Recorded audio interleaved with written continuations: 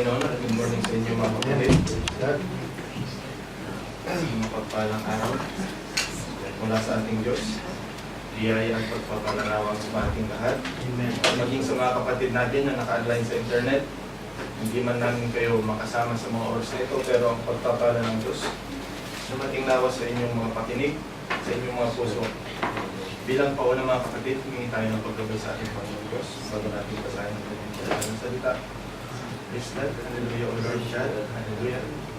Dakila ka, o Ama namin Diyos, na tumutungay sa amin sa mga oras na ito. Kami po ay mga walang alam sa mga oras na ito. Panginoon Diyos ay umaasa lang kami sa iyo. Sabi mo nga, there are spiritual food in due season, O Lord God.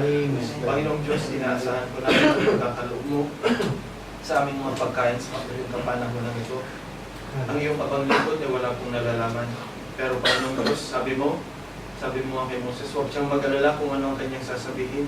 Dahil ikaw ang mangungusap, O Lord God. Lagi ko sinasabi sa iyo, Panginoong Diyos, na hindi ako magaling manalita. Pero sinaway mo rin si Moses, O Lord God, nung sinabi mo, sino ang nagbigay sa iyong bibig? Lord God, gamitin mo ang mga limpak ng laman na ito na maging daluyan ng iyong mga galing na salita. At ang mga matigas na puso, Lord God, palitan mo ng pusong laman, O Lord God, upang maging submissive sa iyong mga galing na salita na iyong ihahayag sa araw na ito, maging anuman ang mga bagay nito, Lord God, ito man ay masakit, ito man ay masarap sa aming pandinig. Lord God, maging pagpapalanawang bawat isa sapagkat alam namin ang iyong banal na salita ay may purpose sa bawat pangungusap po, Lord God. Pag dumating ito ng masakit, alam namin merong kakamali. Pag dumating ito ng isang pagpapaalam namin na ito ay pag-comport mo sa amin, Lord God. Thank you, O God, hanggang sa pagtatapos ng gawain. Ingatan mo ang iyong paglingkod na makapagsambit ng ikatitisod ng sinuman, kundi ang iyong mga sakdal mong kalooban lamang ang iyong lalabas sa mga bibig na ito, Lord God. Pagpalain mong bawat isa, bukas mo ang aming mga puso at mga tainga sa pandinig, O Lord God. Huwag mong hayaan ang kalaban na maka-create ng disturbance sa iyong gawain, O Lord God. Iniaalay namin sa iyo ang iyong gawain, O Lord God. Ito po amang aming sambutalangin sa iyo sa pangalan ng iyong bugtong anak, ang aming Panginoon Jesus. Amen. Amen. Praise God. Buksan natin ang isang napaka-familiar na verse, mga kapatid.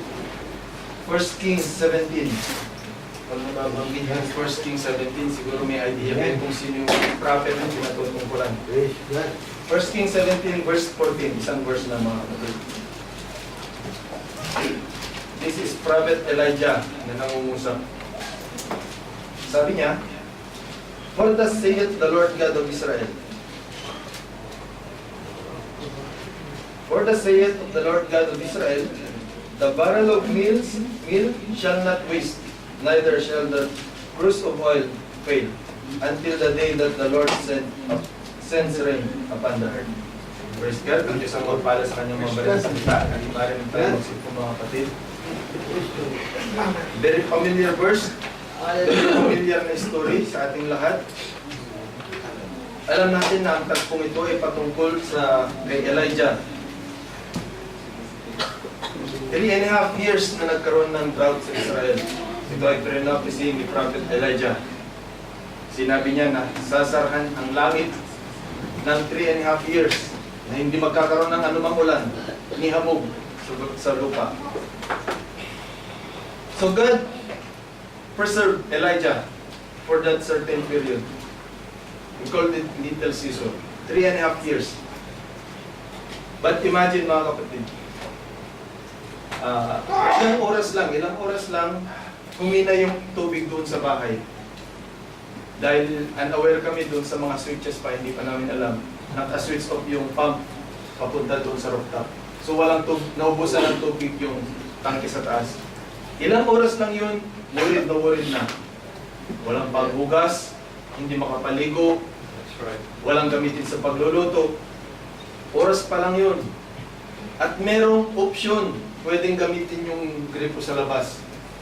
Pero doon pa lang, worried na. How much more sa time ni Elijah? 3.5 years, there is no rain.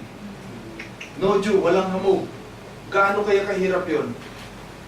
Sa Pilipinas, sandaling panahon, buwan lang ang binilang mga kapatid. Nagpapatayan. Nag-aaway-away ang mga tao dahil sa tubig. Walang patubig sa mga taniman. Walang tubig na may inom. Walang tubig na may inom yung hayop. Walang tubig na ipandidilig sa mga halaman. So wala na rin makakain. Sabi nga, sa katawan ng tao, 75% if I'm not mistaken, is water. So sa 75% na yan, nasa majority. Bawasan mo ng 50%, only 25% left. Gaano ang natitira sa'yo?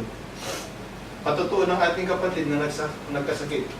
Ilang araw lang siyang na-dehydrate siya.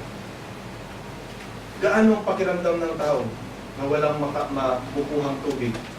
Desperado ang mga tao sa araw na ito. But God is full of mercy. To whom? To Elijah. Elijah is the prophet of God. Amen. And Elijah preserved by God. For what purpose? To prove that God is alive. Para patunayan na ang Diyos ni Elijah ay siya yung Diyos na buhay at hindi yung Diyos na sinasamba ng mga Israel. Because they were diverted. By whom? By their king. Sabi nga ng ating kapatid, isa siyang border believer. Ahab is a border believer. Siya yung hari ng Israel na galit kay Elijah. Siya yung naghahari nung time na yun na nagkaroon ng drought. He was called borderline believer because he worshiped idols. Dati siya, nasa tama siyang pananampalataya. But when she saw Jezebel, she married an idolater. At doon siya sumama. Hindi siya yung sinamahan ni Jezebel. Siya yung sumama kay Jezebel. So ganun ka-influensya yung babae, ano? That's right. Alam niyo mga kapatid, hangang-hanga ako doon sa mga kapatid natin na nag-declare. Kung ayaw mo, mabuti pang tigilan na natin ito. Yung declaration na yun mga kapatid, pag nanligaw ang isang lalaki, he is thinking of his future. At pag niligawan niya ang isang babae, nandun lahat yung kaisipan ng kanyang plano sa babaeng hiniligawan niya. At pag napauo niya ito, at pag sila naging magkasintahan, ang lahat ng plano nakadirect sa iisa. Ang goal nila, magkasama sila doon sa goal. But when it comes to the decision, kung hindi mo masusunod yung gusto ng Diyos, mabuti pang maghiwalay tayo, mga kapatid. It's a big sacrifice ang gagawin ng isang lalaki pag nag-declare ng gano'n. Kaya sabi ko nga, nung narinig ko yung kapatid na nag-declare ng gano'n, hanga ako. Bakit? Mas pinili niya yung mabuting bagay. Imagine Ahab, when he accepted Jezebel, what happened? Karoon ng chaos. Bakit chaos mga kapatid? Damay ang buong Israel. Ang damage, nag-cause doon sa kanyang buong kaharian.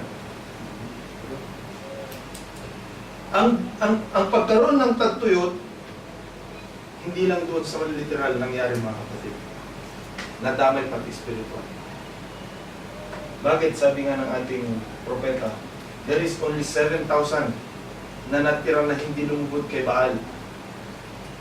For all the population of Israel, millions ang population nila, but there is only 7,000 who did not worship Baal that time. So even in our time,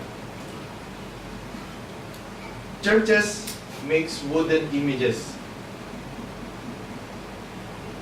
Mga bagay na nakakapag-divert sa kaisipan ng tao na kung titingnan natin parang totoo.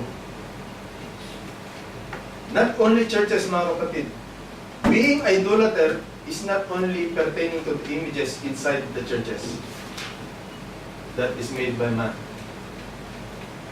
Pwede tayong maging idolater sa ating mga gadgets, sa mga bagay na hawak natin, sa ating kapaligiran. Anything between God and man and you, that is idolatry. There should not be anyone who can come between you and God. The contact should be direct. Kumbaga, hindi mo pwedeng putulin yung channel. Kailangan direct yung channel, direct yung line. Tignan nyo mga kapatid.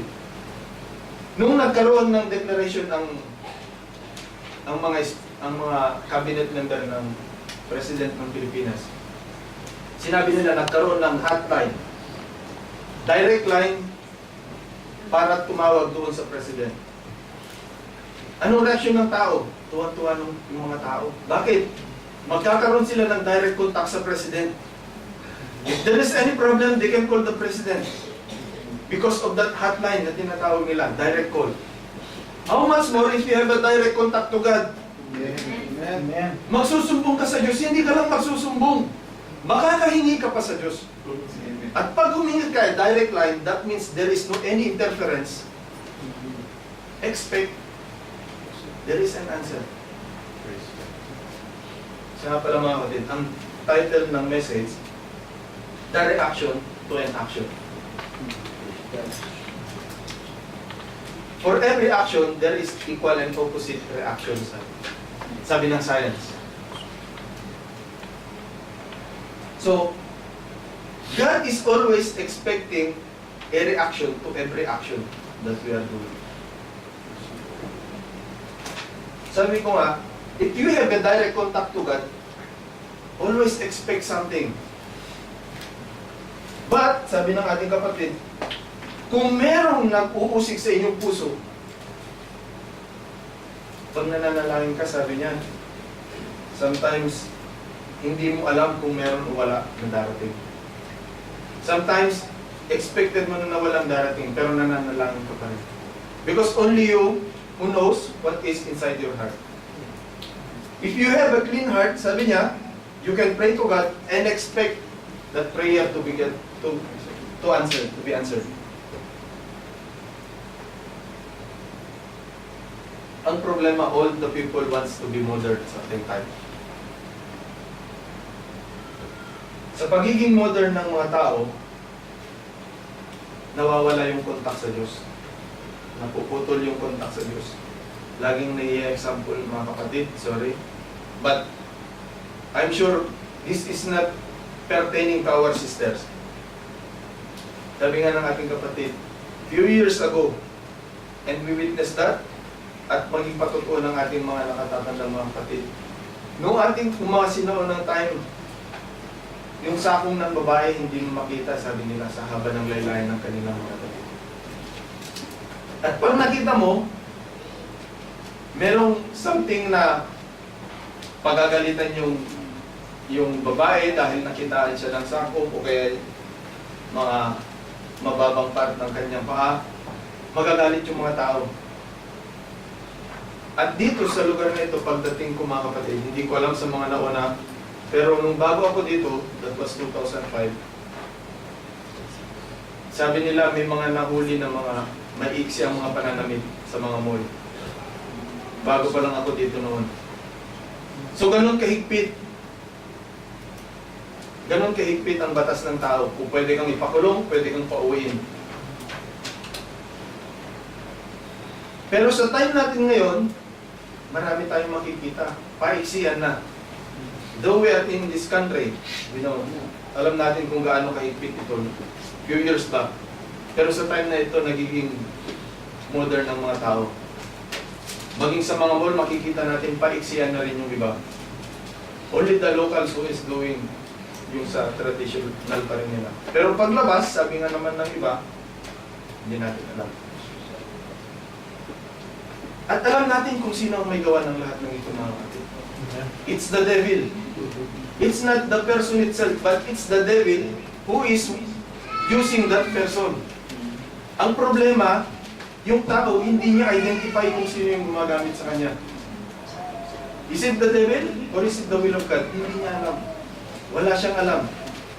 Bakit? The mind is been corrupted. Sabi nga sa kanina, na ang kinuha ng Diyos yung puso. Sabi sa sharing, ang kinuha ng Diyos yung puso.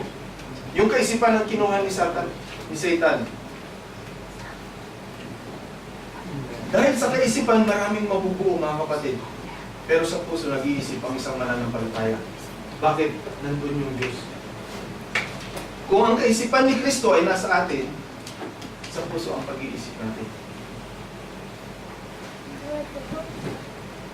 And being a Christian will not do such thing like that. Napaiksiyan ng damit.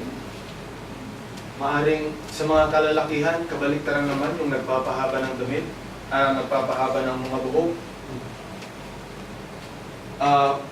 Maaring may mga bagay na hindi natin nakikita, which is we are alone with the modern traditions of this world. There is only one way to prove whether we are in the right path or in the wrong path. It's always the Word of God. Sabi nga, ang salamin natin ang salita ng Diyos. Once we cannot see ourselves in that mirror, check, that's not you. You cannot see Christ in the mirror. That means there's something wrong. Being a Christian, as a follower of Christ, we must see Christ first. It's not us in the front, it is us behind.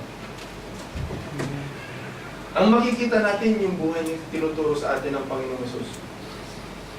Alam niyo, mahirap mga kapatid. Nung binabasa ko ito, yung title pa lang, nakita ko yung sarili ko. The reaction to an action. Pumunta muna ako sa physical, mga kapatid. Gaano tayo kabilis mag-react if there's something happen?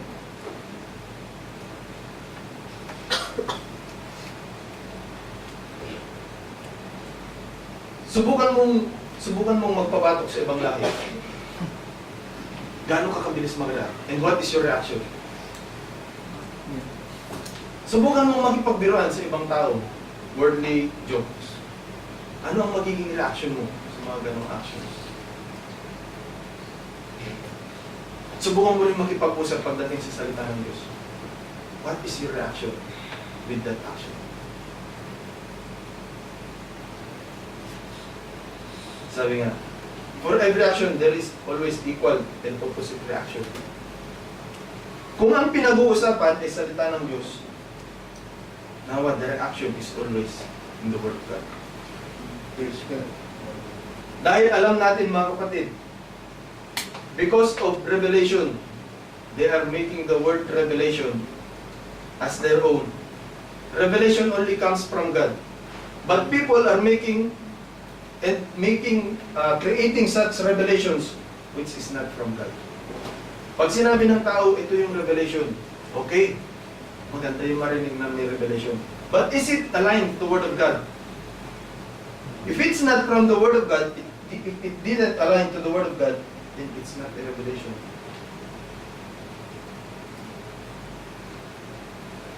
Napakahirap magpanggap na ikaw ay merong daladalang salita ng Diyos. Dahil sabi ng banal na salita, by their fruit, you will know them. That is always the reaction.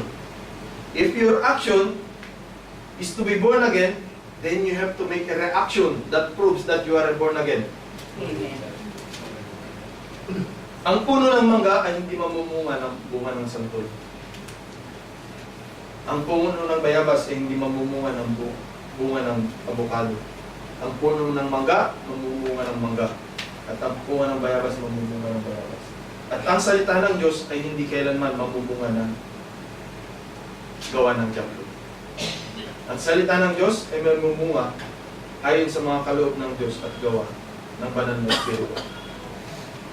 Now, if we are claiming as a Christian, we have to prove it that we are a Christian. We have to show that we are a Christian.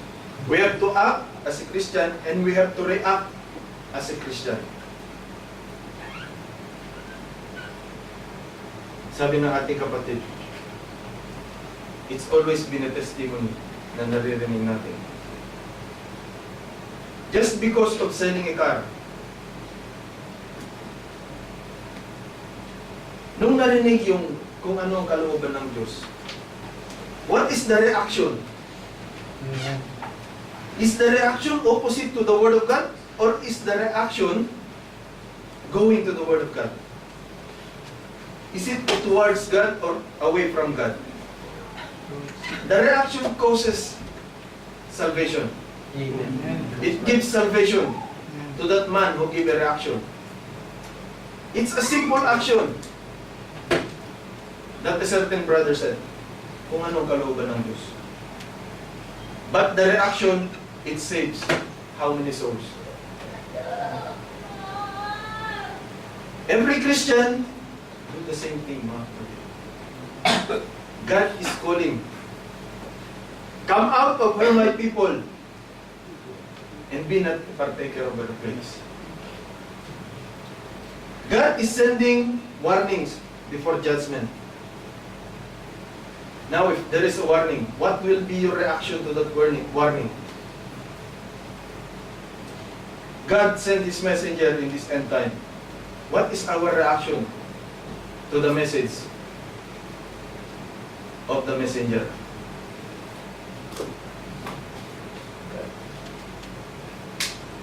Tingnan ninyo mga kapatid, merong isang kwento ang ating kapatid. Alam ko aware kayo dito. Merong isang tinawag siya na mag-witness sa isang court trial. Ngayon, sabi ni Brother Branham, sa dami ng tanong sa kanya sa korte, na parang napagod siya o nagsawa siya sa kasasagot dahil paulit-ulit yung tanong. Sabi niya, paulit-ulit naman yung sagot ko, sabi niya. Ngayon, dahil sa paulit-ulit yung tanong, nung umuwi siya, napagod siya, na ayaw na niyang makipag-usap sa mga taong involved doon sa case na yun. Ngayon, nung nasa bahay siya, kumakain siya, may tumawag. At nung nalaman niya na yung attorney yung tumawag, alam na niya kung anong pag-uusapan. It's about the case again, sabi. Ayaw na niyang pag-usapan yung case na yun, pagod siya. So, ang ginawa niya, lumabas siya. Sabihin mo, wala ako. Physically, wala siya doon sa loob ng bahay. But he was outside. Nung nalaman niya kung sino yung tumawag, lumabas siya, sabihin mo, wala ako. So, yun yung sinabi ng kanyang sister wife, si Sister Mel. After that, sabi niya, okay na ako. Pero tinanong siya ng misis niya, tama ba yung ginawa mo, Budi? Doon siya nakapag-isip. Na, bakit niya ginawa yun? Napakasimple mga kapatid. Narinig natin, white lie, sabi nga nila sa mga lugar. So sabi ng ating kapatid, naisip niya, realize niya, mali yung ginawa niya. So ang ginawa niya, after that, at eksaktong yung panahon na yun, mga kapatid, yung time na yun, meron pumunta sa kanyang bahay na pinagpe-pray yung kanyang anak. Gusto niya pag-pray yung kanyang anak. Ngayon, may bumulong sa kanya. Paano mo ipagpe-pray ngayon yan? Gumawa ka ng mali. Sinabihan siya, mga kapatid. So, hindi niya ngayon magalaw-galaw yung bata. Hindi niya maipag-pray yung bata. Sabi niya sa lalaki, hintayin mo ako, sabi niya. Meron akong kailangan ayusin. Hindi ko siya pwedeng ipag-pray. After that, pumunta siya doon sa, meron siyang comfort zone doon sa cave. Nag-pray siya doon. Humingi siya ng tawad sa Diyos. At the same time, pumunta siya doon sa tumawag sa kanya. Humingi siya ng sorry. Sabi niya, nandoon ako sa bahay nung tumawag ka. But because I'm fed up, kaya sinabi ko wala ako. So nagtapat siya, pinagtapat niya. Ang sabi naman nung kausap niya yung attorney, sabi niya, dahil sa ginawa mo, lalo akong pumanga sa iyo na nagsasabi ka ng totoo. So, ang sabi ni Brother Branham, whenever we do something, it's only us, between us and God, who knows that there is something wrong. So, before you make an action, you have to check your first. Before you make an action, you have to check your first. Alam natin mga kapatid, anytime, yung mga ganong sitwasyon, nasubukan ko rin. May time na parang kung kailan wala ka doon sa kondisyon, sabi nga nila, halimbawa, nagalit ka, may nainis ka, doon naman may darating na kailangan mong talagang lumapit sa Diyos. So, naging aware ako sa mga ganong bagay. Sometimes even before prayer in the evening. Magkakaroon ng confrontation before that. So, iniisip ko, parang mawawala ako doon sa wisyo. Sabi ko, mawawala ako sa kondisyon.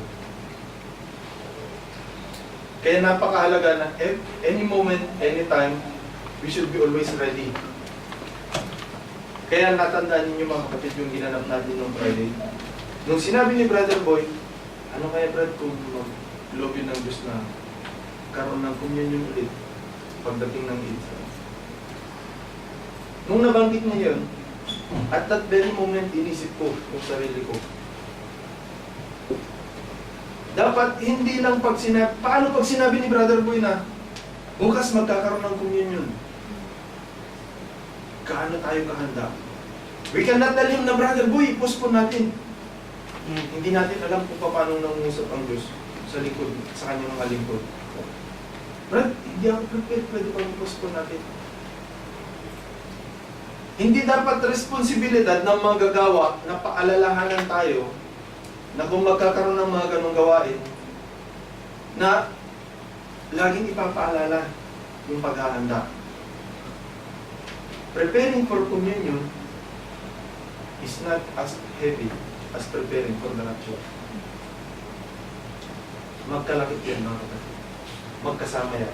Kung naghahanda tayo para sa rapture, dapat every time we should be ready for any sacred That's things. right.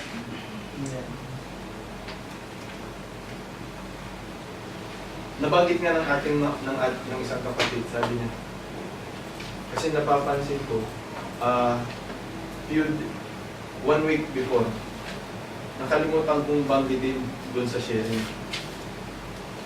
Ngayon, sabi ko, dapat siguro hindi na kailangan i-remind. Kung nasabi minsan, prepare yourself.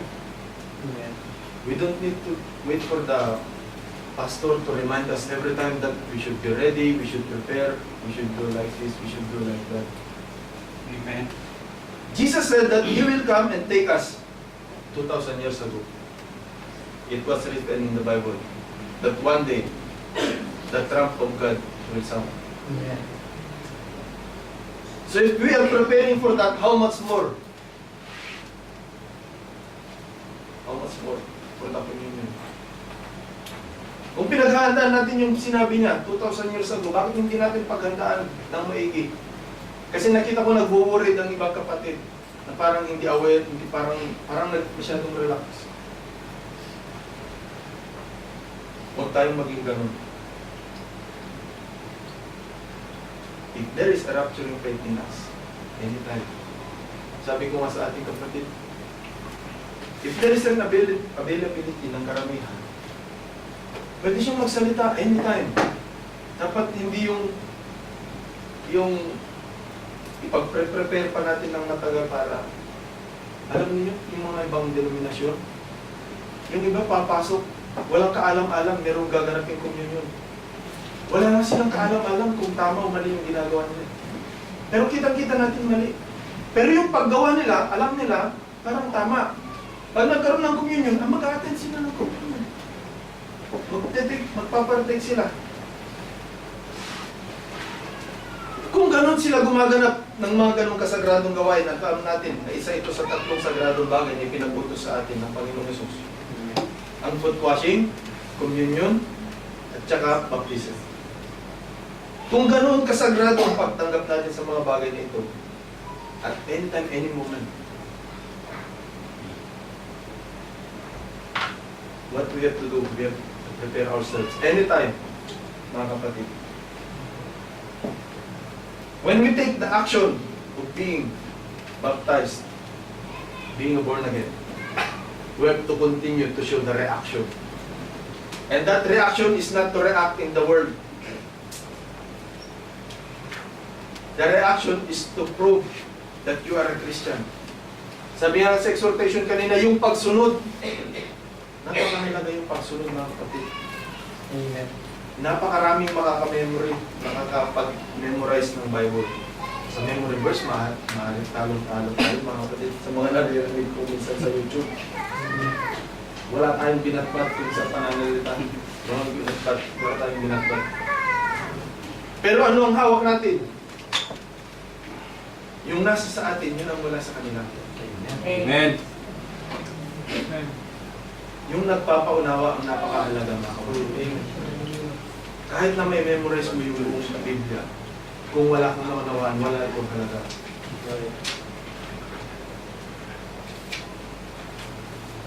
Sabi ng ating kapatid, since I got saved, 30 years ago, sabi niya, nung natukan ko siya. It seems like I'm in a nightmare, sabi niya. Nung tumanggap siya sa Panginoon, parang nasa bangungot na ako, sabi niya. Parang na akong binabangungot palagi. Nung binasa ko yung sentence na yun, mga kapatid, hindi ko tinuloy kaagad, nag-isip ako, bakit naging bangungot? Sino sa inyo ang nakapanaginip na ng nakakatakot? Siguro maaaring lahat tayo naka-experience niyan. Yung nakakatakot na panaginip. Sa panaginip na yun, gusto nyo bang manatili doon? You are always trying to escape. Amen. You are struggling. And you might even think that you are in a nightmare and you want to wake up. That's what happened if you are in a nightmare. Are we in a nightmare at this very moment? We are not in the place we are supposed to be. We are just a pilgrim of this place. Amen. Sapagkat dito'y wala tayong bayan na mamamalagi, sabi ng atin. Sabi ng Hebrew, sapagkat dito'y wala tayong bayan na namamalagi. Ngunit, hinahanap natin ang bayan na darating. Amen. We are just trapped. Amen. Natrap tayo sa lugar na ito, sa ganitong kalagayan. Nung bumagsak si Eva, nagkaroon na ng nightmare. Bakit? Hindi ito yung buhay na para sa pinili ng Diyos. Ang buhay na para sa pinili ng Diyos, nandun sa lugar na nagpupuri, kumakanta. Walang sakit, walang kamatayan, walang pagluha, walang anumang uncomfortable things. Impossible, wala yung devil doon. So we are just in a nightmare, mga kapatid. If you are enjoying a nightmare, then there's something wrong. I don't think na nasa tamang pag-iisip ang isang tao na ayaw nang magising kung siya ay binabangon. Siguro lahat ng nakaka-experience ng gustong kumawala, gustong magising. But I'm sure na lahat tayo dito gustong magising. Ayaw manatili sa bangungot na ating kinalalagyan. Amen. Kaya nagkaroon ng pangako ang Diyos na kukunin niya ang kanyang iglesia sa huling kapanahonan. Para dalhin niya doon sa realidad. Sabi, if there is a picture, there is a positive and there is a negative. We are still in the negative place. The positive place is prepared for us. Alam niyo mga kapatid, prepared na yun. Because I'm sure the prophet will not say the rapture is past due if he is not yet ready. If God is not yet ready to take us. If it said past due, God will never be late. It's always the one who will be taken. That's right. It's always late. Amen. Don't enjoy being a pilgrim in this world. Though we can take anything we want, we can buy anything we want, we can go everywhere we want to. Don't enjoy. Enjoy the blessing to praise God, to glorify God, but don't put your heart. Don't be an idolater. Maaring naisip natin dahil nag-attend tayo ng gawain, tumatayo sa likod ng pulpitong ito, nagsishare ng salita ng Diyos. Alam niyo mga kapatid, nung binabasa ko yung mga message, napakanipis ang maaaring ipandaya.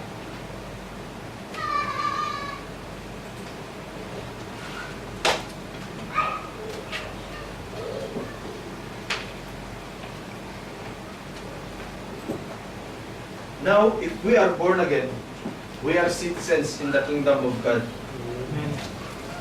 And the Holy Spirit will dwell each and every one of us. It will make you up and look and think as it does that the nation we're going to. So yung banal na spirito na nasa atin, siya yung tanging makakapagturo kung ano ang ating gagawin, kung paano tayo mag-aa, kung paano tayo mag-isip, kung paano tayo makakatingin, kung paano tayo makakakilos doon sa lugar na inihandang pupuntahan natin. There is no other way na malalaman natin kung paano tayo makakapag-act sa kaharian ng Diyos. It's only the Holy Spirit that can teach us. Amen. It's by the Word.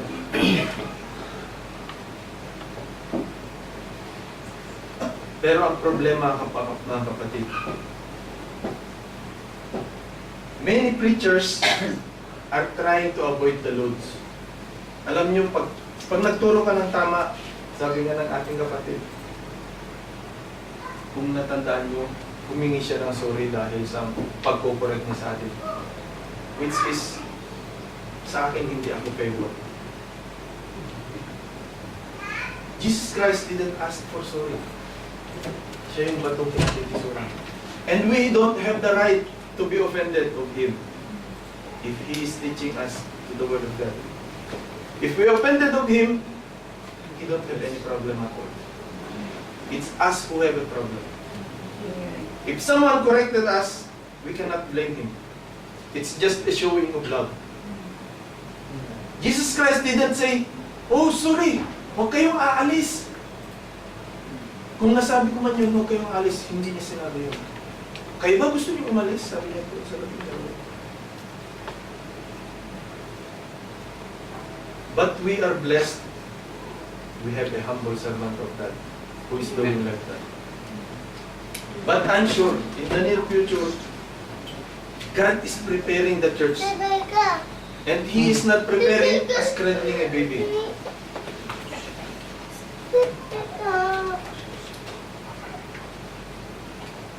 Sabi nga ni Sister Wild, ngayon, isasayaw ka pa niyan, sabi niya kay Joseph. Tumatawa nga kami, kahit pinibiro niya.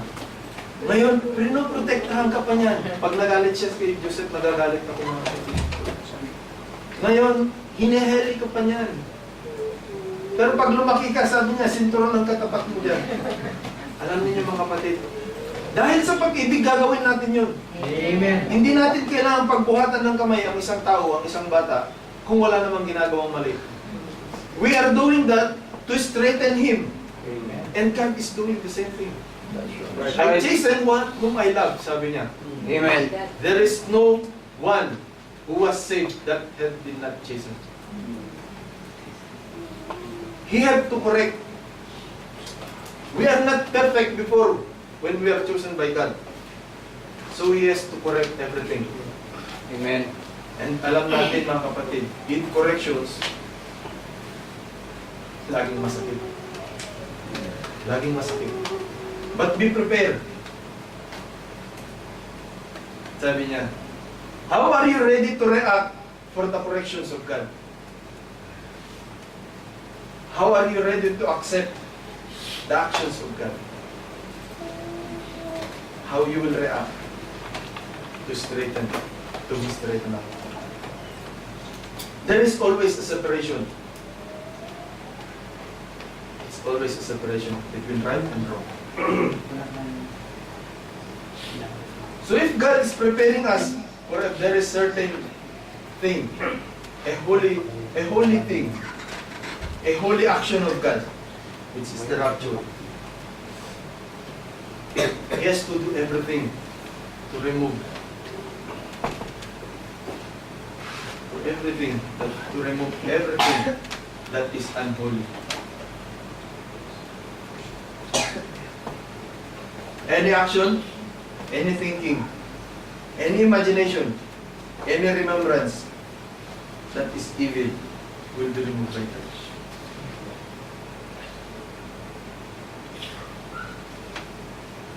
Katulad ng sinabi ko kanina mga kapatid. If you see the correction is aligned to the Word of God, at nag-isip ka ng mali doon sa taong nag-correct sa'yo, walang mali doon sa taong nag-correct sa'yo. He just did what he has to do. Humingi ba si Elijah ng sorry sa buong Israel nung nadamay sila? Nung nagkaroon ng drought? Humingi ba siya ng sorry dahil pinapisan niya 3.5 years hindi magkakaroon ng ulan? After that, humingi ba siya ng sorry? No. Hindi siya humingi ng sorry because he is trying to redirect the people back to the Word of God.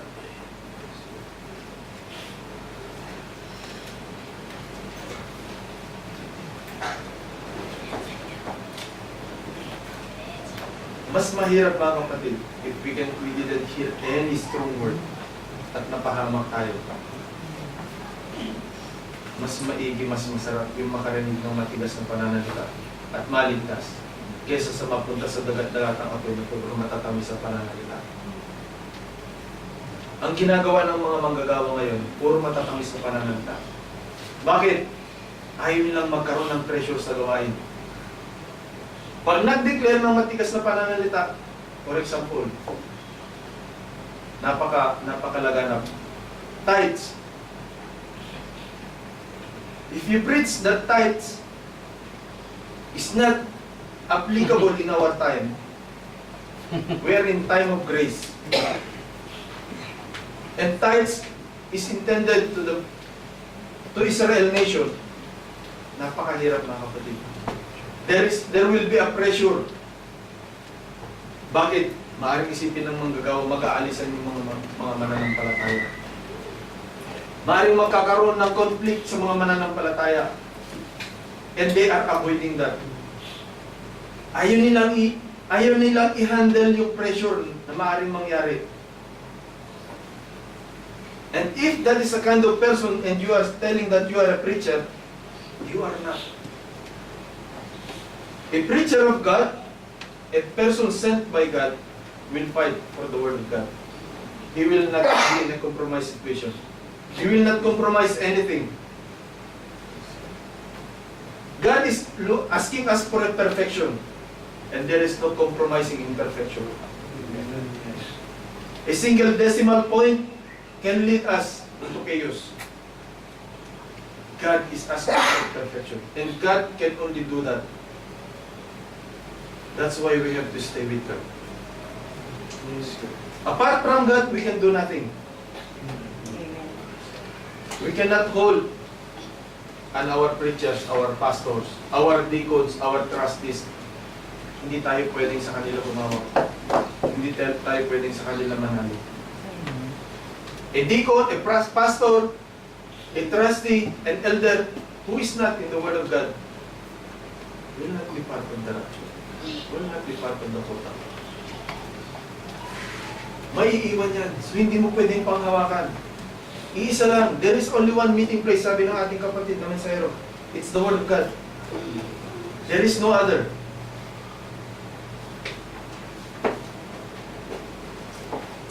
And holiness requires new birth. It requires a separation from sin.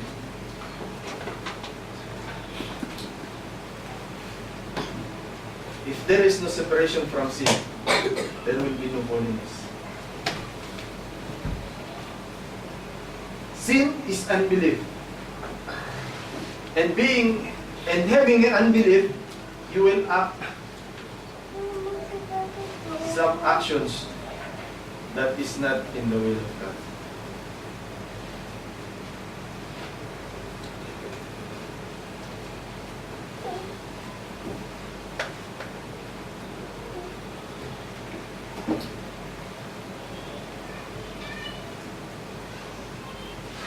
When Elijah was when Elijah was sent by God, He prepared everything before Elijah. Sabi ng Diyos kay Elijah, pumunta ka doon sa babaeng malo. Inutusan ko siya. Inihanda ng Diyos yung babae bago pinapunta si Elijah. Ang Diyos, hindi niya pinasugo si Elijah na pagdating ni Elijah doon pa lang i-prepare ng Diyos yung madadatnan ni Elijah.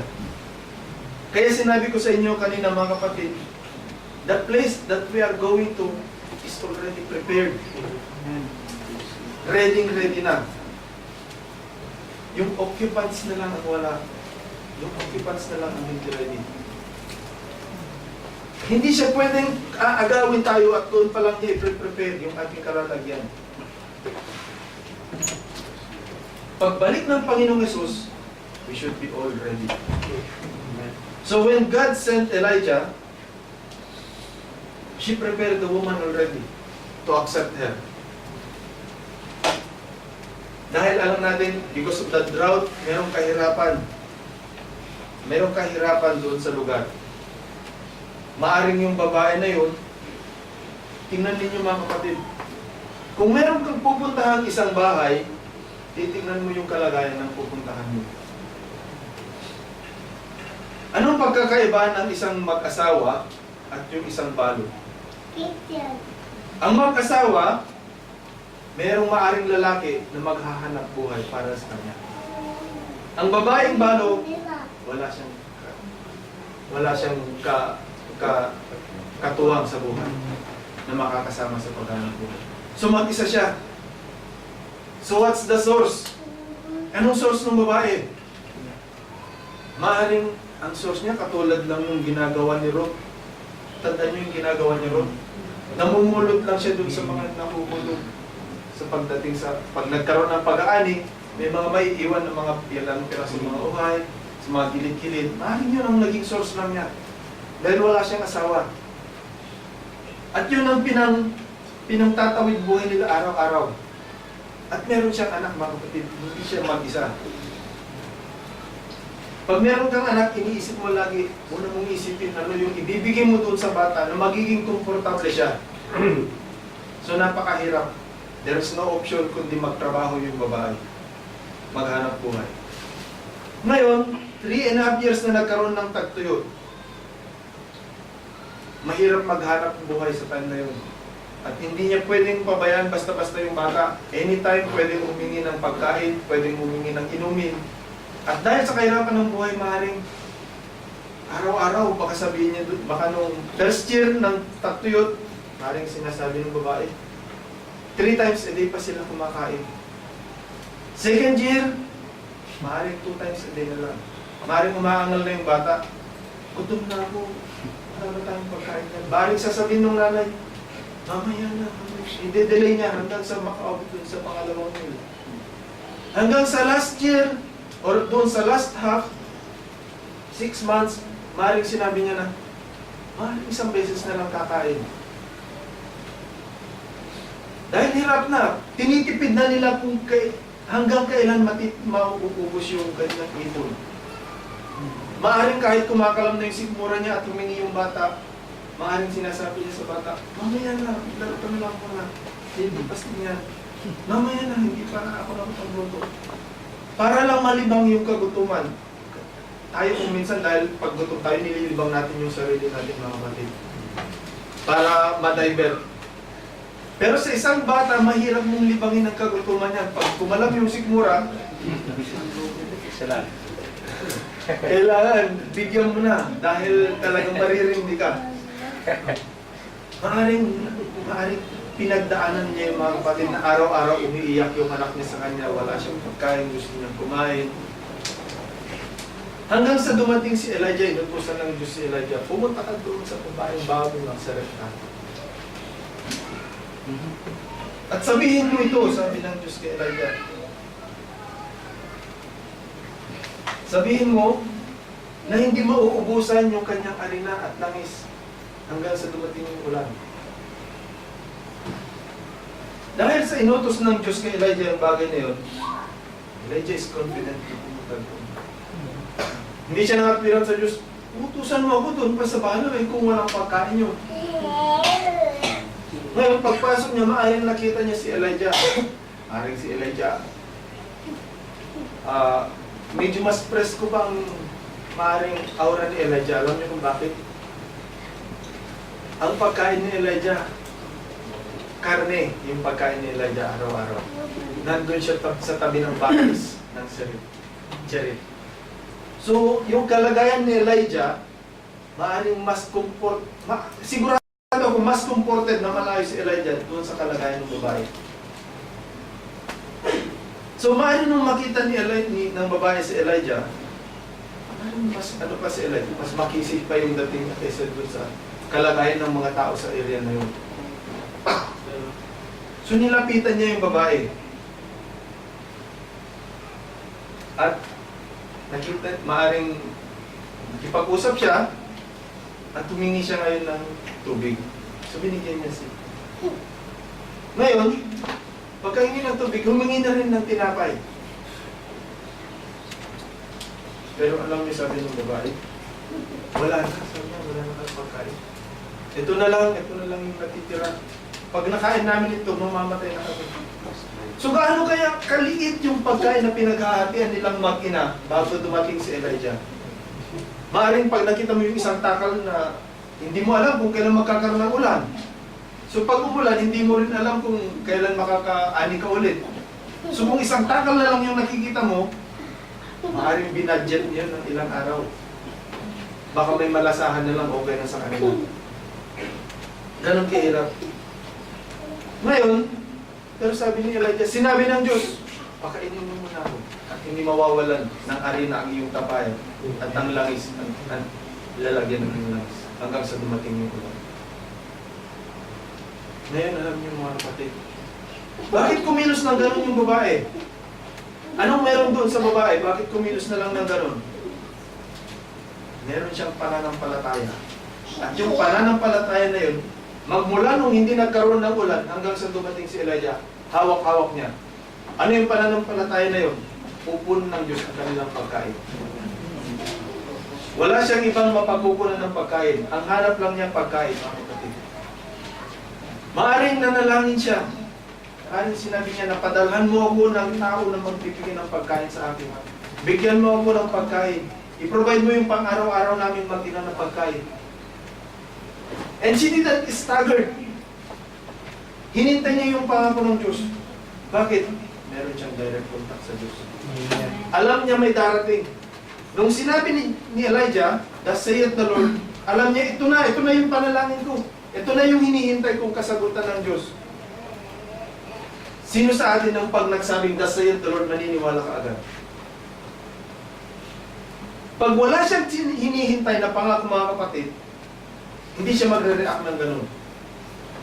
Kung hindi naman siya naghihintay ng pagkain, magagaling sa Diyos, bakit siya magre-react? Hindi naman niya expected. Pero siya hinihintay niya talaga. Ngayon, ang kasagutan doon sa tanong niya, hindi mawawalan. Hindi mawawalan ng arena at ang langis. Amen. So kung hinihintay niya pagkain, dumating yung pagkain. And she identified the answer of God. What's the reaction? She gave Elijah small cake. Hanggang sa dumating yung ulan, hindi nawalan ng arena yung kanyang tapayan at langis.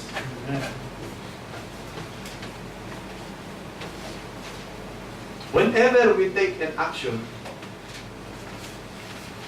we should have always a reaction.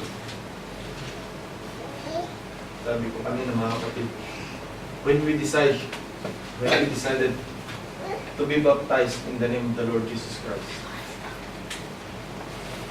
you have to prepare for your reaction. Reaction, which is the will of God.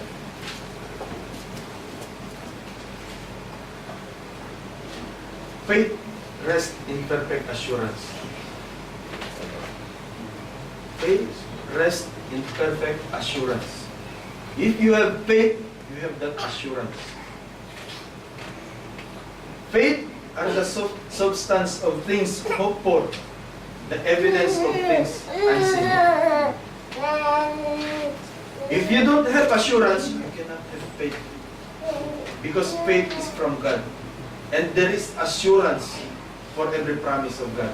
Amen. That's right. Hindi pwedeng magsalita ang Diyos na wala siyang assurance. Nung sinabi niya doon sa babae, hindi mawawalan ng arena at langis ang iyong tapayan. There is assurance. At may faith doon sa babae. And it come to pass, mga kapatid. There is no doubt. Sa dami ng tao sa Israel, yung babaeng balo lang ang pinuntahan ni Elijah. Amen. At yun lang ang binigyan ng pangako ng Diyos, ng biyaya ng Diyos.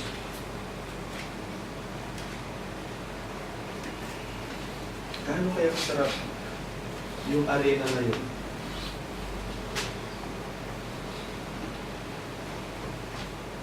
Alam niyo kung ano yung ginamit na panluto doon?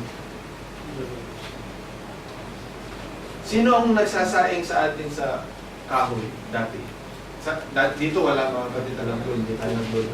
Sa Pilipinas, maaring merong ilang sa atin na naka-experience katulad doon. Nagsaing gamit yung kahoy, yung tatlong pato, kung minsan hollow blocks o kaya yung bangana. Paano kayo magsaing? Pag nagluto ba kayo, gagamit kayo ng dalawang patpat? Hindi ba pag nagluto kayo, maghahanap kayo ng medyo malaki-laki? Amen. At hindi dadalawang piraso dahil para mas madali, para mas mahirap mamatay. Hindi tayo gagamit ng dalawang piraso lang, ano? But this woman used only 2 sticks. 2 sticks lang ang ginamit niya para panluto dun sa bread na ibinigay niya kay Elijah. And he used these 2 sticks to cook a very delicious cake for Elijah. Sabi ng ating prophet, these 2 sticks represent the cross in Calvary. Amen. Nung ginamit ito, hindi sinabi na kumuha siya ng isang dakot, 4 na piraso, 3 piraso, specific ang Bible, 2 sticks. Sabi ng prophet, ito yung tumitipon doon sa cross sa Calvario. Pinag-cross niya ito noong lulutuin niya. Nung sinindihan niya, pinag-cross niya ito. And that fire cooked the meal of deliverance. When Jesus Christ was on the cross, when He died, we live. Amen. When that bread had been cooked, it gave life to the woman. Yun ang nagbigay buhay. Hindi madaling isipin, mga kapatid. Siguro kahit bata, paglutuin mo sa 2 stick, aangal yan, hindi papayag yan. But that woman cooked and give the sacrificial meal. Jesus Christ is the sacrificial meal for us. From that cross, when He was died, we live. That day we live.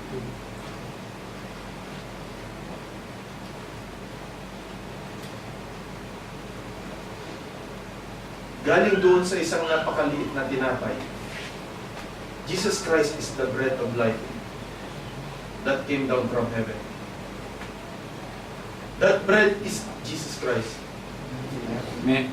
Yung arena na yun, it's Christ. And the oil is the Holy Spirit.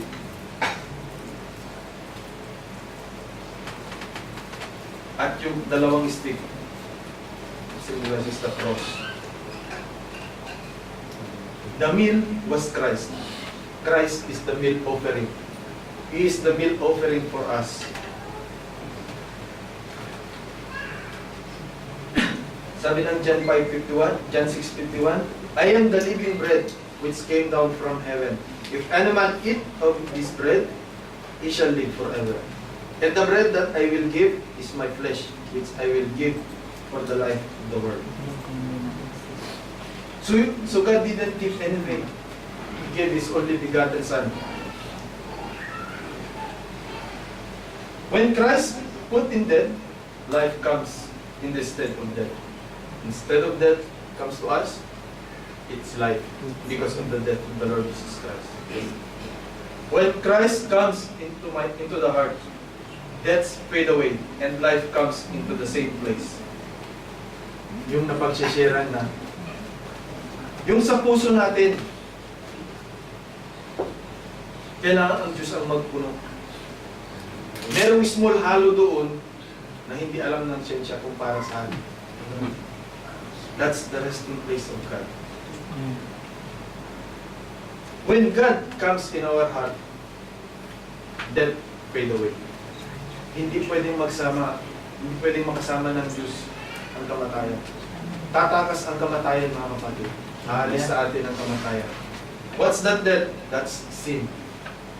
Sin will fade away from us. The Holy Ghost will come into your heart with genuine faith, and death will flee out, and life will take its place. Praise God. So dahil sa biyaya ng Diyos doon sa Makina, pinadala si Elijah. At sa biyaya ng Diyos sa atin, pinadala niya ang kanyang bugtong na anak. Malayo pang makarating ang Panginoong Yesus. May mga ipinapakita niya, may mga ipinapakita na ang Diyos kung paano ang kanyang anak ay darating sa atin.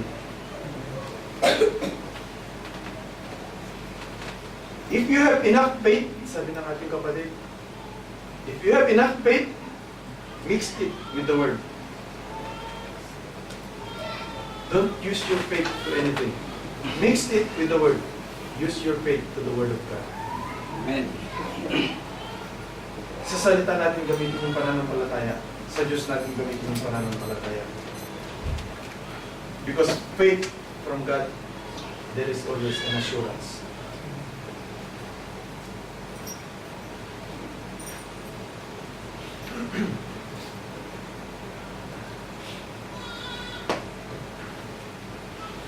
Ang kailangan natin, mga kapatid, it's a self-sacrifice.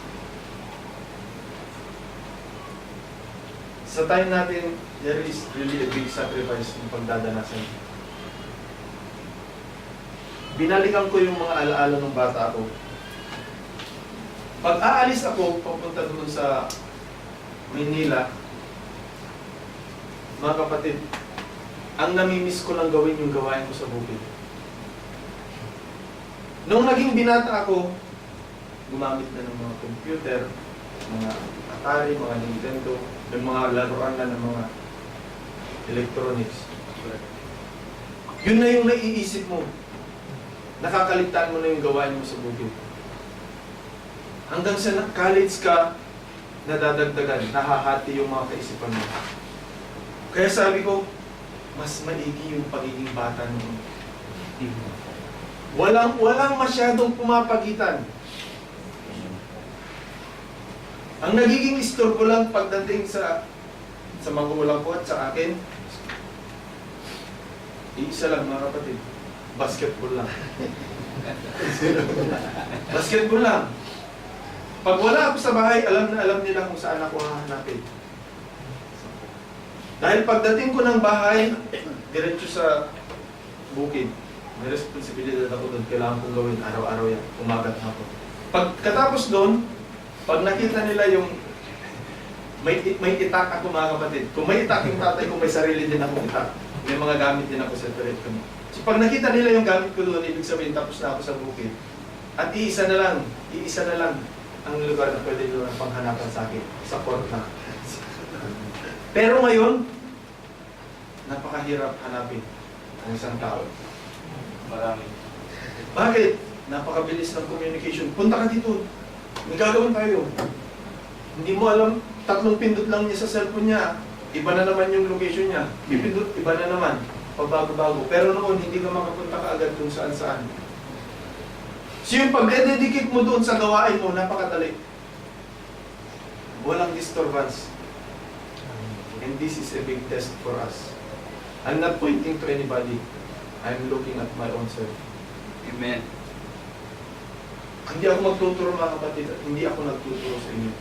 Dahil ako mismo na-experience ko. Self-sacrifice. Kailangan nating isakripisyo ang ating mga sarili. Ano yung ginawa ng babae? May hihigit kaya sa atin doon sa ginawa ng sakripisyo na ginawa ng babae. Sa mga magulang, isipin nyo. Imagine natin, meron tayong isang tinapay.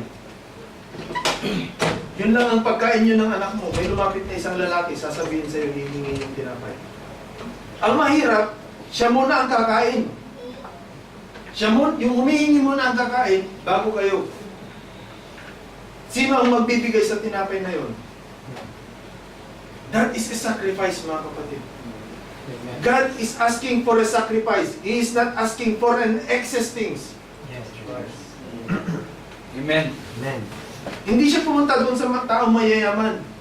Sa mga taong mayayaman, maaaring malaki ang imbakan nila. Pwede siyang bigyan anytime. Amen. Gaano man kalaki yung hingin ni Elijah, pwede nilang ibigay. But that woman, only 1 meal. Hindi kaya nag-iiyak yung bata nung nakita niyang pinapakain niya si Elijah. Samantalang sila wala. Hindi sila pwedeng kumain, siya muna ang kakain. Yung magkwento nga yung anak mo, inagaw niya yung pagkain ko. Samantalang may nakain na siya, inagaw yung kalahati ng pagkain niya, magagalit ka pa. Eh kung yung buo, pupunin para sa anak mo. Mga kapatid, ang sakripisyo ay hindi isang bagay na hindi mo kailangan. Pag may hiningang sakripisyo sa iyo, ito ay isang bagay na kailangan mo. Amen. Right. Isang bagay na kailangan mong i-release. Bagamat ito ay kailangan mo, pero kailangan mo siyang bitawan. Ito yung sakripisyo. Hindi yung isang bagay na hindi mo kagamit-gamit, ibibigay mo. Walang sakripisyo doon. Do you remember the 50 peso story? Palagay ko lahat tayo, alam natin yung istorya ng 50 pesos na yun. Amen. And it was a very blessed story. Take it. Kung sino man ang hindi nakakaalala, merong isang manggagawa. Tumuloy doon sa bahay ng mag-asawang manggagawa rin. Ngayon, nung paalis itong manggagawa na ito, dahil sa pagiging bukas sa puso nung tinuluyan niya, parang ayaw nilang makaalis na wala man lang silang maibigay. But this couple don't have much. They have exact. And they can lose everything. Every amount that they have. So, ang ginawa ng mag-asawa na ito, nung paalis, madaling araw yung manggagawa dahil pauwi. Papunta ng, if I'm not mistaken, mga kapatid, Maynila. Sabi ng babae, wala ka bang pera dyan? Sabi ng sasabi. Sabi naman ng lalaki. Sabi natawa na ako. Hindi pwedeng magsinungaling ng mananampalataya mo. Doon ako na, meron! Meron! Doon sa nag-iisang 50 pesos na yun, binunot mga kapatid sa kaloob-looban. Sa kaloob-looban ng wallet na yun. Ngayon, bakit ko masasabing sakripisyo? Yun yung natitirang pera mula sa wallet ng babae at sa wallet ng lalaki. Wala na, yung 50 pesos na lang. Pero anong ginawa? Hindi man inisip, wala nang gagamitin pagpasok. Hindi man inisip, walang pambili ng pagkain nila kinaumagahan pagpasok. Walang pamasahe pagpasok. Pero anong ginawa? 50 pesos para sa manggagawa. Hindi nag-isip ng anumang kapalit. Anong purpose lang? Para lang mabigyan yung manggagawa. Para lang magkaroon ng kaloob doon sa manggagawa. So wala na. Wala nang pera. Sino mag-iisip? Siyempre, pag binunod mo, papasok ako mamaya. Anong gagamitin ko pamasahe? So susunod na lang. Total, babalik pa naman sa susunod na gawain, sa susunod na lang. Hindi ganun yung naging kaisipan. Ang kaisipan, mabigyan ng kaloob yung mga gawa. At ano ang naging balik mga kapatid? Kung paiiksiin ko yung salita, ang naging balik naging kabahagi tayo. Naging kabahagi tayo doon sa mga pagpapalang ipinalik sa mga gagawa na yun. Amen. Hindi lang yung mag-asawa ang naging beneficial. Nagkaroon tayo ng part dahil doon sa sacrifice na yun. Amen. Yes.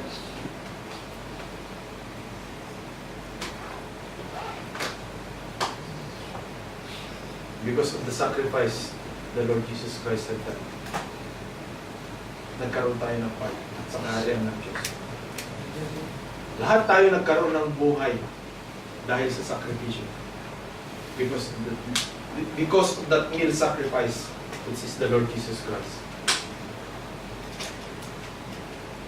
If there is a sacrifice, mga kapatid, we cannot say it as a sacrifice if we are expecting in return, something in return.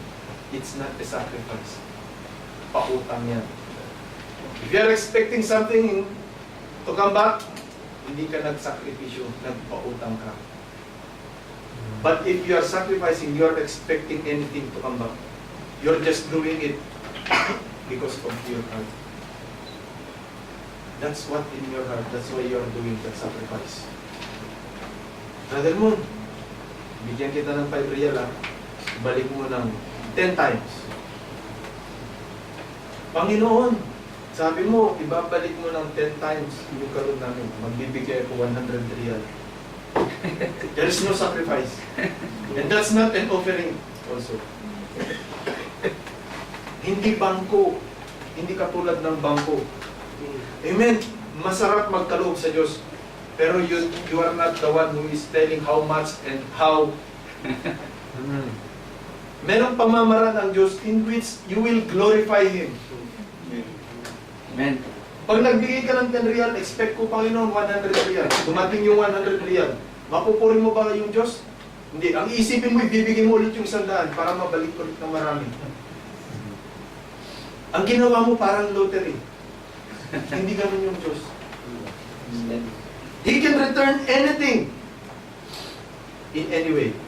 That's right.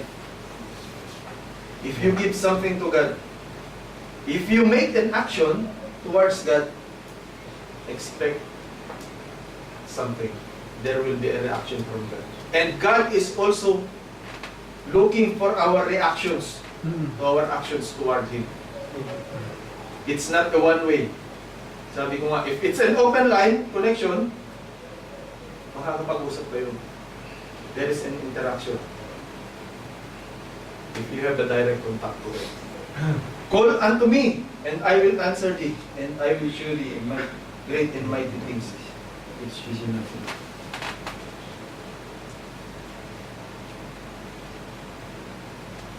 Praise God. They that wait upon the Lord shall renew their strength. They shall mount up with wings as eagles. They shall run and not be weary, and they shall walk and not faint. Sabi ng Isaiah 40:31. We know that God is present in every trouble.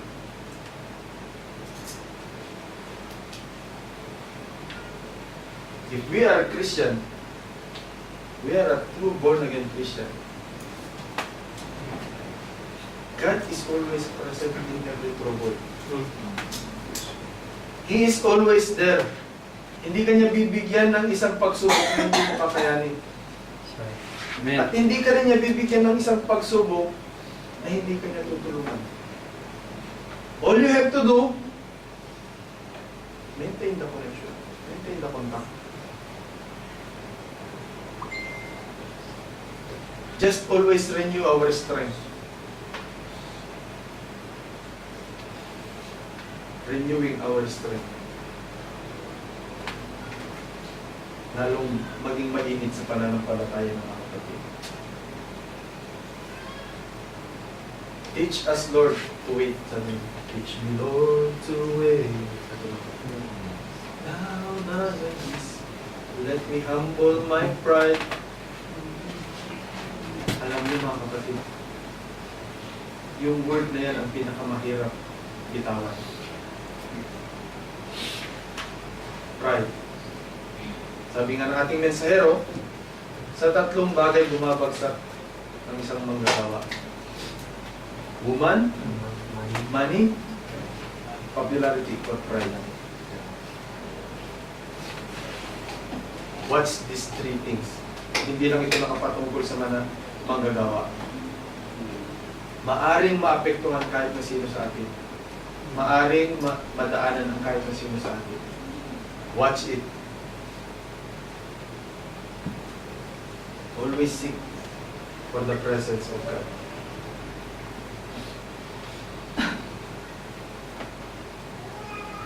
Praise God. When God sent Elijah, nung sinabi niyang, "Thus saith the Lord," there is immediate reaction from that woman. Sabi ng John 10:27, "My sheep hear my voice, and I know them, and they follow." Amen. It's because Elijah's word, nung sinabi niya na, "For thus saith the Lord," the woman hear the word of God. And she follow. May mababasa ba tayo, nag-question pa siya? Paano mo patutunayan na totoo yung sinasabi mo? Yung sinabi ni Elijah, "Thus saith the Lord." She act, and she showed the reactions of her actions. Now, Matthew 6:33, "But seek ye first the kingdom of God and His righteousness, and all these things shall be added unto you." And all these things shall be added unto you. Mga kapatid, spiritual blessings will come. All these things, spiritual, material, financial, physical, name it. It's unlimited. And all, sabi ng Diyos, hindi niya sinabing, and the blessing from food, clothing, hindi niya ni-specify mga kapatid. General. And all these things shall be added unto you. But seek ye first the kingdom of God and His righteousness. What's His righteousness? It's the Word. It's Christ. Siya yung righteousness ng Diyos. Hindi natin pwedeng i-bypass ang Panginoong Jesus. No man cometh unto the Father except by me. Hindi niya sinabing, there is other way, there is another way. There is only one way. It's the Lord Jesus Christ. No one knoweth the Son except the Father, and no one knoweth the Father except the Son, and whom the Son shall reveal Himself. It's all through the Lord Jesus Christ, which is the perfect meal in our time. We are looking for the food in our time, and there is no other food for us. It's only the Word. That is the only food that we are expecting, that we can be that we might join the caught up. We cannot take any other food. We cannot partake any other food. Aside from the Word of God, everything will be offered to the worldly things. Mga kapatid, yung sinabi ko nga kanina, sacrifice is not an easy thing. Sabi nung kanta, Lord, I offer my life to you. Now, how we will offer our life? We will offer our lives as a living sacrifice. Pag inalay ang isang bagay sa Old Testament, specific ang Diyos. Hindi katanggap-tanggap sa Diyos ang isang bagay na marumi. Hindi katanggap-tanggap sa Diyos ang isang bagay na may disability sa katawan. hindi katanggap-tanggap sa Diyos yung mga lumang bagay, mga sabihin natin mga matatandang hayop. Specific siya. Mga binatang mga hayop, ito, mga batang mga hayop. Natatandaan niyo yung exhortation last week na dapat tayo maging bata. Dapat tayo maging asal bata. Mag-act like a child, but not a childish, not as a childish. Mag-act tayong bata sa harapan ng Diyos.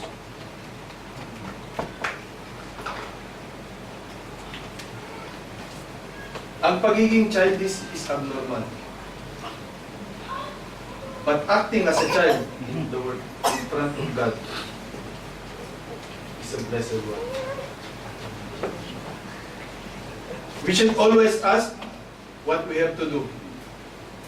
We should always ask for a guidance. We should always ask for a blessing. We should always ask, whatever we do, wherever we go, yung gabay ng Diyos. Aminin lagi natin na wala tayong alam, wala tayong kakayanan, dahil ugali ko mga kapatid. Pag nag-aktong magaling yung tao, iiwan ko yan. Meron akong kasamahan dati sa dati kong trabaho dito. Nung una nagtatanong, dahil nagtatanong, kasama ko sa trabaho, tinuturuan ko mga kapatid. Wala akong hindi tinuruan din doon. Lahat tinuruan ko. Ang problema, nung natuto, pag may sinabi kang dapat niyang gawin, magaling pa siya sa'yo. Kahit alam mong mali, alam ninyo mga kapatid, kung mainitin yung ulo ko, lalo mas mainitin pag alam kong mali tapos pinagpipilitan. Dumududla yung init ng ulo ko. So ang ginagawa ko, iniiwan ko yan. Hindi magiging nakatutuwang kasama yung ganong tao. How much more sa Diyos? Kaya nga nagpadala ang Diyos ng mga ali upang magtuturo sa atin kung ano ang gagawin natin, ano ang sasabihin, ano ang kailangan nating pagkilos. Siya yung magtuturo sa atin. We have to be submitted. Kung hindi tayo magiging submissive, wala nang magagawa yung Diyos. Kaya yung kanta sabi, I surrender all.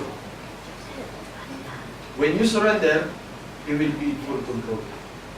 Walang sumurrender na ikaw ang magkukuman. Susuko ako.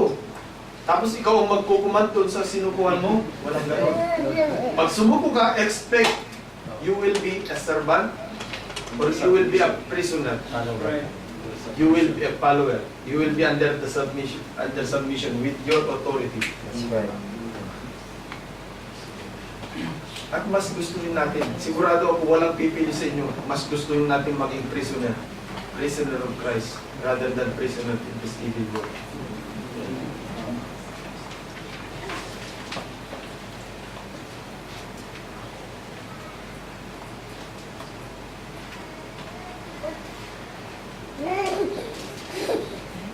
Sabi ng Romans 12:1, I beseech you, therefore, brethren, by the mercies of God, that ye present your bodies a living sacrifice, holy, acceptable unto God, which is your reasonable service.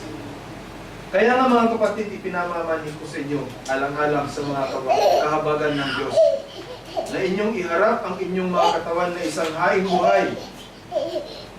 Yung hain, buhay banal, nakaaya-aya sa Diyos. Na siya ninyong katampatang pagsamba. At huwag magsiayon sa sanlibutan ito, kundi mag-iba kayo sa pamamagitan ng pagbabago ng inyong pag-iisip upang mapatunayan ninyo kung alin ang mabuti at kaaya-aya lubos na kalooban ng Diyos. So kailangan magbago yung kaisipan, kailangan magbago yung buhay Upang sa ganun, maialin natin ang ating sarili na buhay, banal, kalugod-lugod at kaya ay sa Diyos. Amen. Paano babaguhin yung kaisipan? Anong babaguhin doon?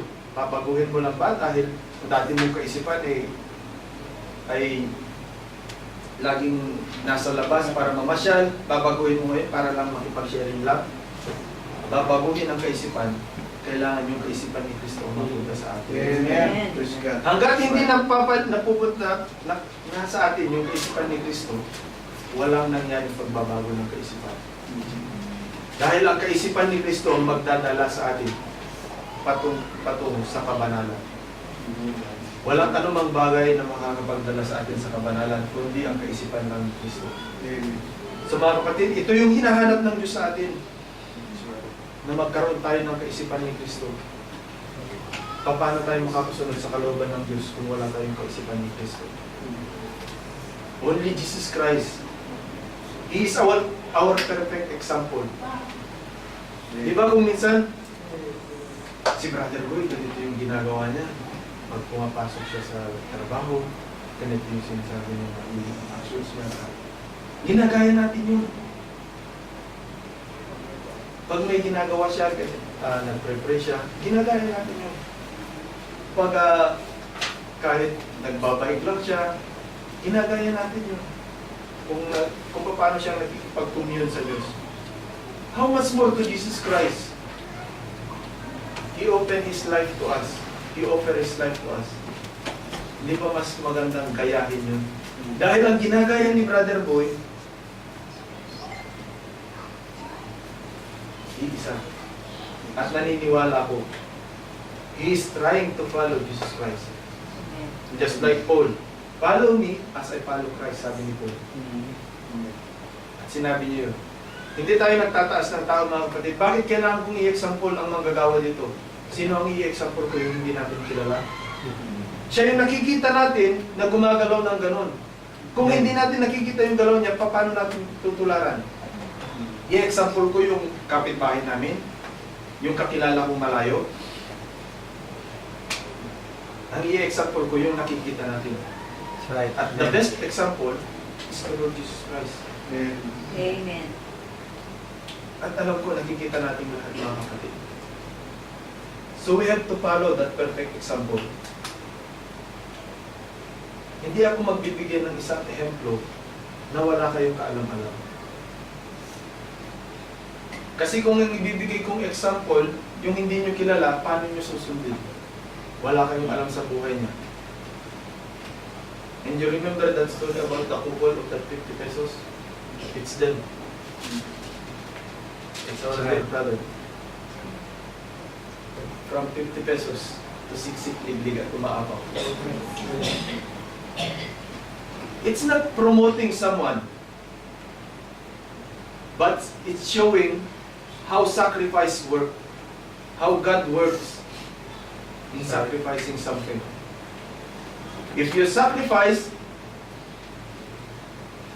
expect the reaction of God. Amen. For every action that you do, God is always have something for you. And if you act, you have to react also towards God. Don't do something away from God. Don't react something that leads you away from God. Always think. Bagamat sinasabihan ko si Elijah kung minsan, bago ka gumawa, isipin mo muna na hindi ako magagalit, na tama yung ginagawa mo. And I'm applying it to myself. Maring hindi naririnig ng aking sister wife, pero sabi ko,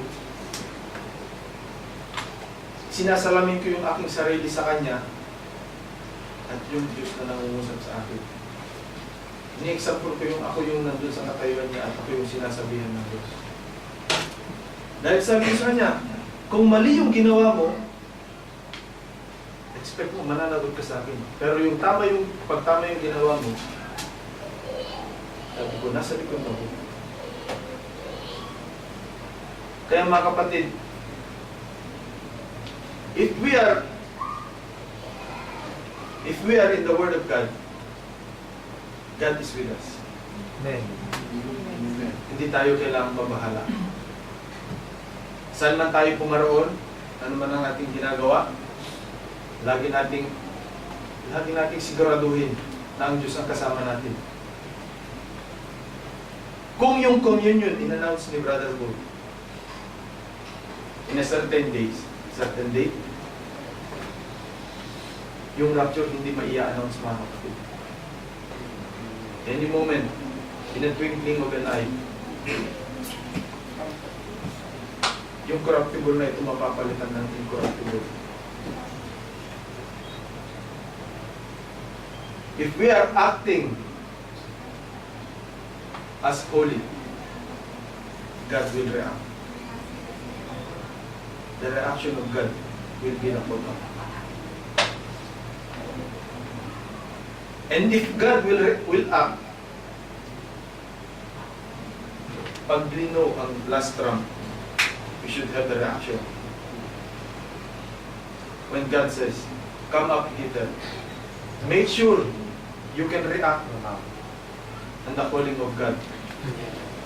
Otherwise, there will be no benefit in for sitting here for 3 hours. Amen. Dahil magiging walang silbi, mga kapatid. We have to make sure, for every calling of God, we can react. Amen. For every actions that God makes, we can react. Sabi nga, pagpalakpak na lang, hirap pa. Pagsayaw na lang, hirap pa. Paano ba yung pag-angat?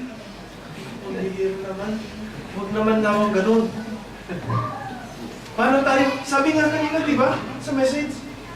Ang gagawin ng Holy Spirit sa atin, ituturo sa atin kung paano tayong mag-aak, kung ano yung gagawin natin doon, paano tayong kikilos doon.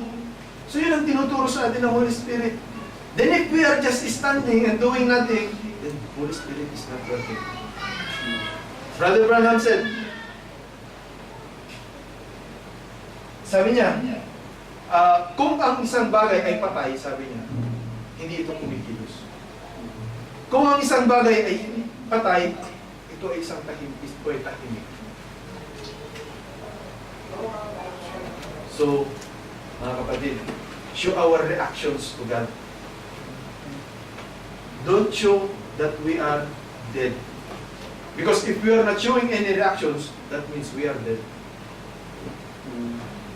If we react to the Word of God,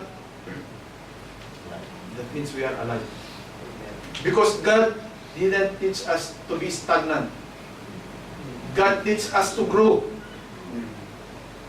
God teaches us to be alive.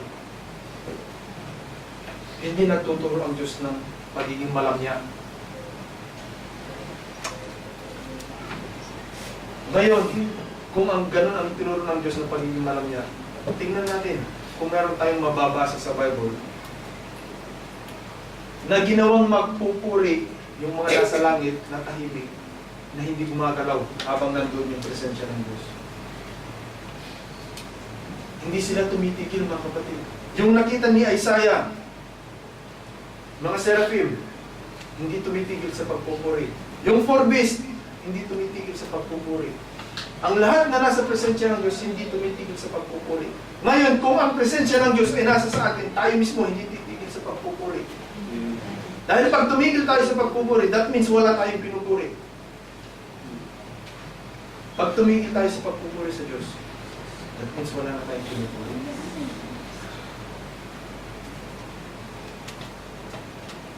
Napakasimple, ano? Siyempre, kung paano ka pa magpupuri kung wala na yung pinupuri? Bakit nagkaroon ng silence in heaven? Dahil wala doon yung pinupuri nila. Nasa sa atin ngayon yung pinupuri nila. Amen. So kung yung 4 beasts na yun nagpupuri, how much more doon sa pinananahanan nung pinupuri? That's right. The abundance of the heart comes out from the mouth. Sabi ng banal na salita. So we will see what is the abundance of the heart. If God is in our heart, we'll sow it. Makikita natin kung sino yung nandun sa ating mga puso. Mahuhuli tayo, mga kapatid. Wala tayong may dadahilan. Hindi ako ang humahatol. Ang salita ng Diyos ang humahatol, mga kapatid.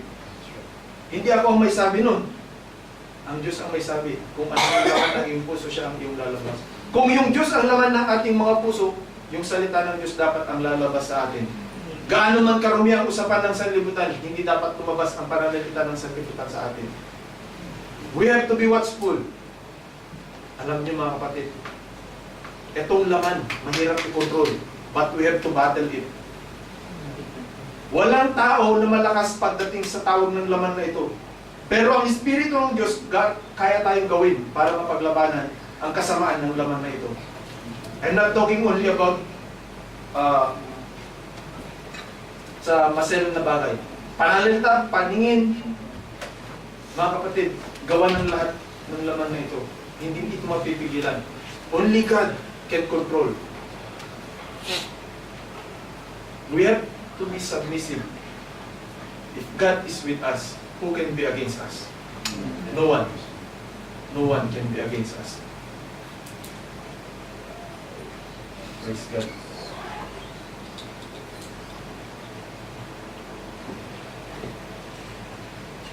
Nawa ko tayong manghibagot. May silang yung mga oras mga kapatid. Maaring yung iba, mas mahaba. Kung minsan, alam nyo, mahirap yung nakaupo. Pero sabi ko sa mga anak ko, sabi ko, kung sa bahay, nakakapaglaro kayo hanggang ganitong oras. Kagabi lumabas sila parehas, kaya galit na galit ako. Sinasabi nila, inaantok sila. Sabi ko, hindi pwede. Pag ganitong oras sa bahay, naglalaro kayo, pagdating dito matutulog, hindi pwede, sabi ko. Ang lagi kong sinasabi sa kanila, kung nakita niyo akong natulog, pwede kayo matulog. Pero pag hindi, huwag naman, sabi ko. Kasi baka magkasakitan lang tayo. Alam niyo mga kapatid, ang pagtuturo ng Diyos, mas masakit, mas hindi natin kakayanin. Madali ba yung pagturo niya kay David? Pagtuturo niya kay David? Gaano kahalaga yung anak ni David nung umiyak siya? Nung sinabi ng Diyos na mamamatay ang kanyang anak, nabungan niya kanyang kasamaan. Umiyak si David, wag lang mamatay yung anak nila ni Bathsheba. Pero namatay. Mahirap pag ang Diyos ang nagpumalo sa atin. Sabi ko nga sa kanila, huwag niyong hintayin na bumaliktad yung sinturon, sabi ko. Hindi ko gagawin ito para sa ikasasakit ninyo o sa ikatututo ninyo. Kaya, maaari mga kapatid, napapansin nyo kung minsan pag tinignan ko sila, medyo alok sila. Sabi ko, hindi ko hihintayin tumubo yung sungay bago ko tatayo. Alam nyo yung sungay ng kambing, yung mga baka, bago yan tumubo, sinusunog na. Para hindi magkaroon ng sungay, para mamatay. Ngayon, pag tumubo na yan at tumaba, putulin mo man, unti-unting lumalaki yan. Mahirap ng putulin. Kaya sabi ko kay sister, habang maliit, hayaan mong huwag natin. Huwag natin ano. Una, ang Panginoon sabi ko, ang guidelines ko naman, sabi ko, hindi guidelines ang sanlibutan. Iisa lang ang guidelines ko kung paano sila ito. Kaya, pagdating dito, kung meron mang maaaring mga nakapansin, sana huwag kayong madadala sa paningin ko mga kapatid. Hindi kayo ang pinatutungkulan ko, hindi kayo ang tinitignan ko. Pag nagalit ako mga kapatid, sa mga anak ko lang, pwedeng gawin yun. Hindi ko pwedeng gawin sa inyo, hindi ko pwedeng gawin sa iba. Kaya, huwag sana kayong madi-disappoint pag medyo nagsasalubong yung kilay. Dahil, ang Panginoong Jesus din naman, nung mali yung ginawa sa templo, nagalit. Inalalay ba niya yung mga nakatingin sa kanya? Hindi. Ang gusto niya maitama yung mali.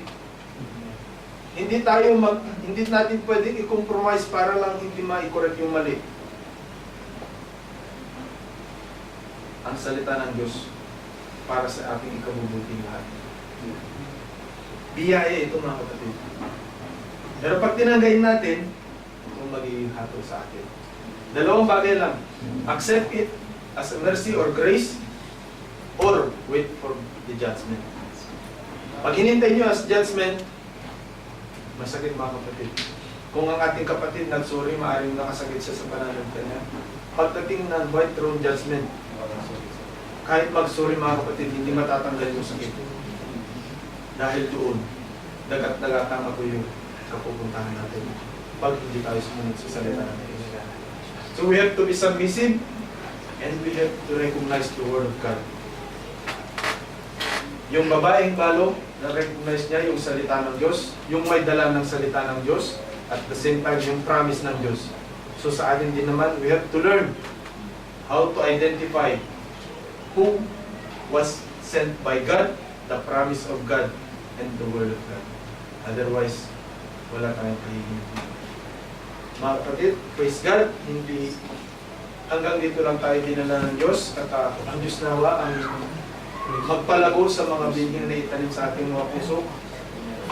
Ang Diyos nawa ang nakita ninyong naitaas ang Panginoong Hesus. As a meal sacrifice mga kapatid, gamitin natin sa ating ikabubuhay, hindi sa ikasisira. Sapagkat hindi siya naghangad nung namatay siya, hindi siya naghangad na mamatay din tayo ng tuluyan.